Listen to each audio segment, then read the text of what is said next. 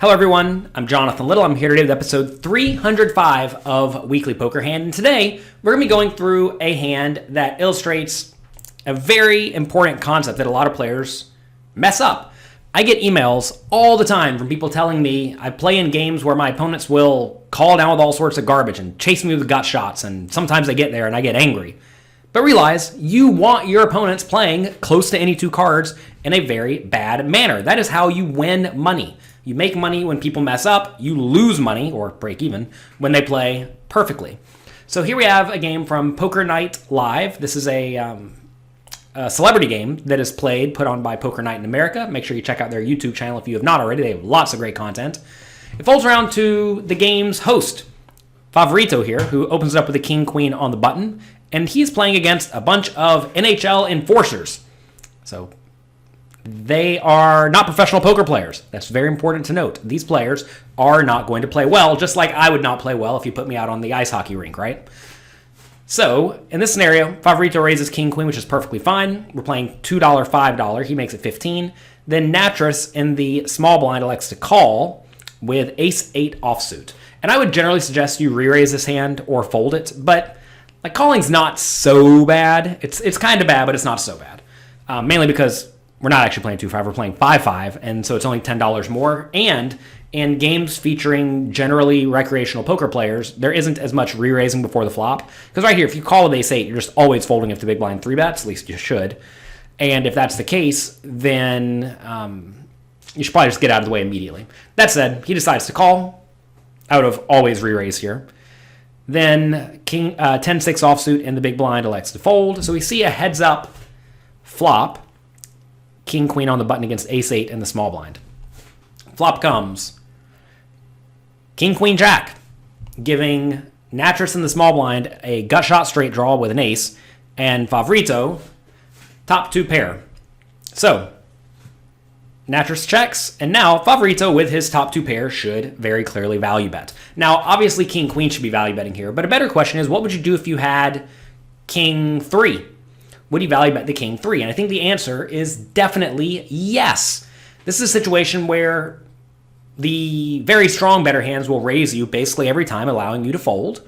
And if your opponent does happen to have a hand like king-9 or king-8, well, that's just a little bit unlucky. But realize they could also have a whole lot of queens and jacks that will very easily call a bet.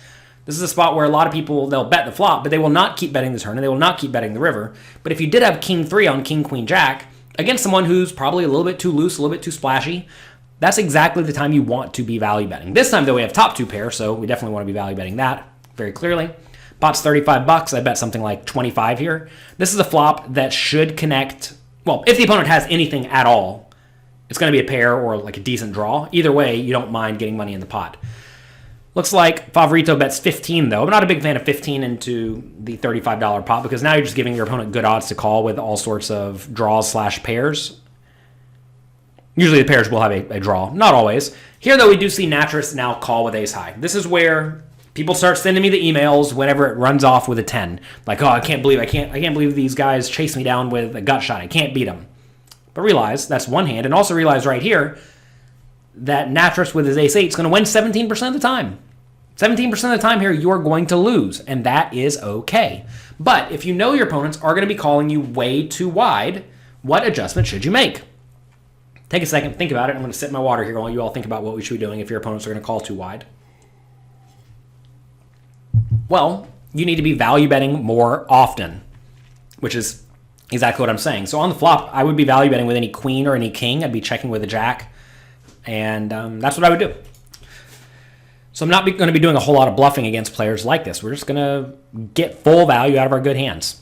Turns to 3. Favorito very quickly reaches for chips and pops them in there. Pot's $65, and now he starts to bet relatively big. And I do like a relatively big bet on king, queen, jack 3.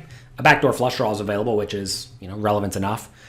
So now you have to assume when your opponent check calls the flop that he's going to have a whole lot of hands like a king or a queen or a jack. And those hands, some of them will call a $45 bet into the, $60 pot. I think that's a nice bet. And now Natris has a super easy fold. He has literal nothing. He also has picked up his cards very high. make sure you know how to look at your cards so your opponents can't see your cards. It's very hard to win if your opponents can see your cards. Natris decides to call the ace high, though. I don't know why. He must think that ace high is way better than it is. He does not properly understand hand values, right? Because he's not a professional poker player.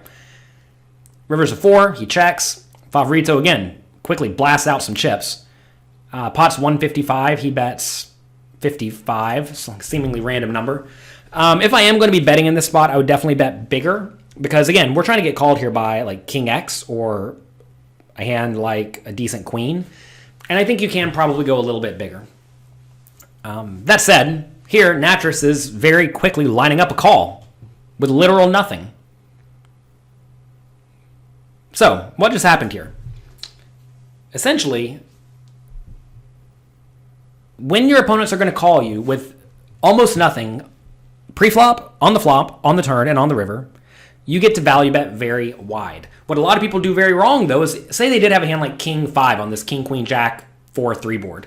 They would just check back King 5 on the river, and that is a big mistake. When your opponents are going to stick around way too wide, you want to be just betting with your best hands.